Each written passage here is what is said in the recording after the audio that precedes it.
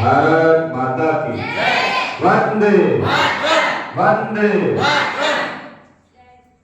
इससे अंदाजा लगा सकते हो कि वंदे मातरम गीत की उपयोगिता भारत के लिए कितनी अविस्मरणीय रही होगी कि जब भी हम भारत माता की जय बोलते हैं और वंदे मातरम बोलते हैं तो हमारी रक्त में जो हमारी स्राव में जो लहू होता है वो लहू दौड़ता है और एक विशेष प्रकार की भावना से, देशभक्ति की भावना से जन जन रोमांचित होता है। आज के इस कार्यक्रम में हमारे उपस्थित सम्माननीय श्री प्राचार्य महोदय जी, सम्माननीय सभी शिक्षकगण, कार्यक्रम का बहुत खूबसूरती के साथ संचालन कर रहे हमारे सम्माननीय डॉक्टर रामानुज जी और सभी हमारी सम्माननीय मैडम और सभी प्यारे स्टूडेंट्स। हमें शुक्रगुजार होना चाहिए, यहाँ एहसासमंद रहना चाहिए हमारे विभाग का कि हमारे बीच में ऐसे ऐसे विषय आ रहे हैं जिन विषयों को हमने भी 25 साल पढ़ाते हुए हो गए, ऐसा मानते हैं कि हम विद्यार्थी ही हैं। उस जीवन काल में ऐसे विषय नहीं आए थे और ये विषय इसलिए आ रहे हैं कि एक एक स्टूडेंट परिचित हो, सिलेबस में जो है पढ़ना है उसके अतिरिक्त जो हमारा इतिहास है, हमारे जो महापुरुष हैं, हमारे जो मूल्य हैं, हमारी जो संस्कृति है, हमारी जो विराटता है, हमारा जो विजन है, इस सब से जब हम परिचित होते हैं तो हमारे व्यक्तित्व का विकास होता है और हम जानते हैं कि चीजें एक्चुअल में क्या है। वंदे मातरम पर अभी आप लोगों ने सुना तकनीकी पक्ष 1875-76 में ये गीत लिखा गया। 1875 के बाद आज हम 2025 में हैं और इसकी हम 150वीं वर्षगांठ मना रहे हैं। पूरा देश उल्लास के साथ इस वर्षगांठ को मना रहे हैं। आनंद मठ से ये गीत लिया गया। मूल रूप से इस गीत में 6 छंद हैं। पहले 2 छंदों को 1950 में 24 जनवरी 1950 को संविधान सभा ने राष्ट्रीय गीत के रूप में स्वीकार किया। हम सब ने इस गीत के पहले 2 छंद को, जब हम कहते हैं वंदे मातरम सुजलाम सुफलाम मलयज शीतलाम सस्य श्यामलाम मातरम सुप्रज्योतिष्णा पुलकितयामिनी सुमधुर भाषणी सुभाषिनी सुमधुर भाषणी मातरम वंदे मातरम, तो पहले 2 छंद को हमने राष्ट्रगीत के रूप में इसको स्वीकार किया। अब क्या है वंदे मातरम? क्या अकेला गीत है? इसको हम थोड़ा सा समय है, थोड़ा सा डीपली इसको बेसिक, इसको मूल रूप से समझने की कोशिश करते हैं। बेशक सर, क्या है वंदे मातरम? कल फर्स्ट ईयर की क्लास में कौन कौन था? फर्स्ट ईयर में आप लोग थे? चलो ठीक है। मनुष्य को जो पशु जगत से अलग करती है वो कौन सी चीज है? नहीं, ये चीज बताओ क्या है? संस्कृति। ठीक है। बायोलॉजिकल दृष्टिकोण से, साइंस के दृष्टिकोण से मनुष्य और पशु जीव ही हैं। एक चीज है जो मनुष्य को पशु समाज से अलग करती है, वो है संस्कृति। हमारे पास संस्कृति है, इसलिए हम पशु जगत से थोड़े से अलग हो जाते हैं। अब एक समाज को दूसरे समाज से जो अलग करती है, संस्कृति सबके पास है। लगभग 200 देश है, 200 देश की अपनी संस्कृति है, अपने समाज है।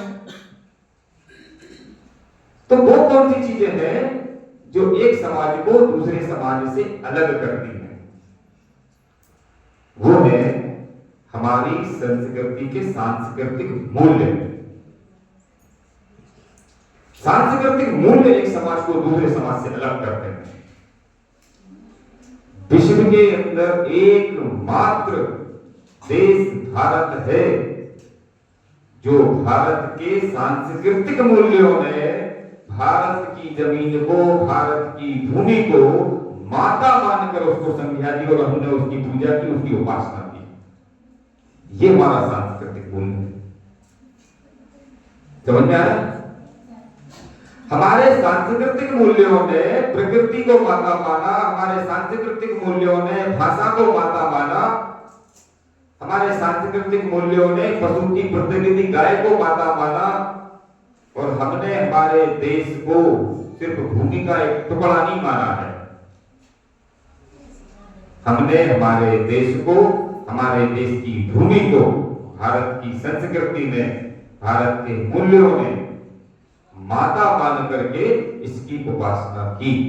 बंदे मतलब मैं नमन करता हूं, मैं प्रणाम करता हूं, मैं उपासना करता हूं। किसको? मातरम।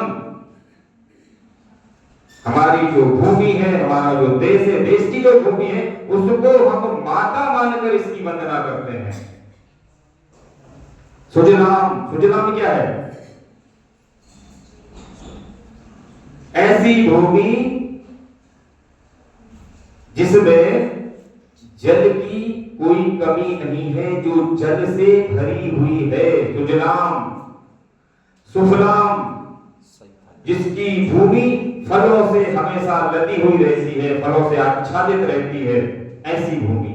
मलयज शीतलाम, मलय पर्वत की ठंडी हवाएं जिसको शीतलता देती हैं, ऐसी भूमि। मलयज शीतलाम सस्य श्यामलाम, इसका क्या हुआ?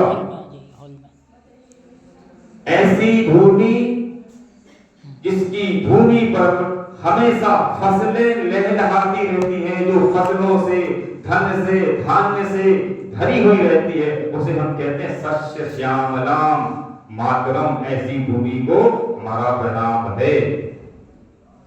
शुभ्र ज्योतिषना मतलब पूनम की रात्रि में जब चांदनी बिखरती है, सूर्य चांदी की तरह वो रात हमें दिखती है। शुभ्र ज्योतिषना, जो मधुर चांदनी से भरी हुई है। इसके बाद क्या बढ़ाता है? पुलकित यामिनी, यामिनी मतलब रात। जिस भूमि की रात्रियां उल्लासित होती हैं, पुलकित होती हैं, प्रफुल्लित होती हैं, फुल्ल कुसुमित, फूलों के समान मुस्कान वाली है। द्रुम दत्त शोभनी, जिसकी भूमि पर अनंत अनंत पेड़, हरियाली जिस भूमि को शोभायित करती है, शोभायमान होती है। द्रुम दत्त शोभनी, सुखदाम, ये ऐसी भूमि है जो अपनी संतानों को सुख देने वाली है। सुखदाम, वरदान, ऐसी भूमि जो अपनी संतानों को सुख का वरदान देती है, ऐसी भूमि को हम प्रणाम करते हैं। ये दो छंद राष्ट्रगीत के रूप में हमने स्वीकार किए। कब? 24 जनवरी 1950 को। यही वंदे मातरम वो गीत है जब अंग्रेज लोगों ने भारत पर आना शुरू किया और मुगल साम्राज्य धीरे धीरे पतन की ओर खत्म हो रहा था।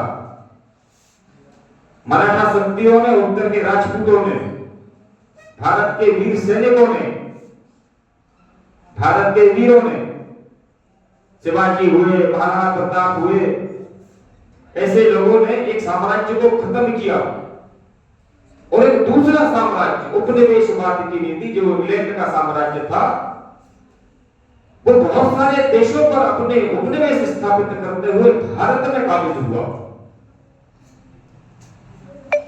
ऐसे समय में ये गीत उन अंग्रेजों से लड़ने के लिए इस देश की आत्मा बन गया।